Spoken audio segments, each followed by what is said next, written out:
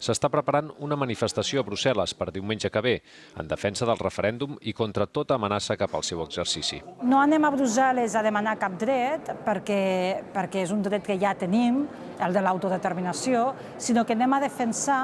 el seu exercici. I anem a comunicar que els catalans,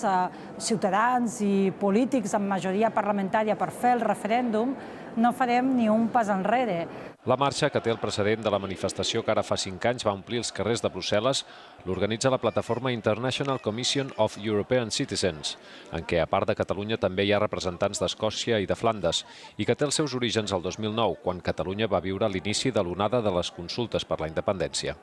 Volen fer entendre la idea que posar en qüestió el dret fonamental d'autodeterminació afecta tots els ciutadans europeus, no només els catalans. Que hi hagi milions de ciutadans europeus, com som els catalans, que puguem tenir dificultats o inclús amenaces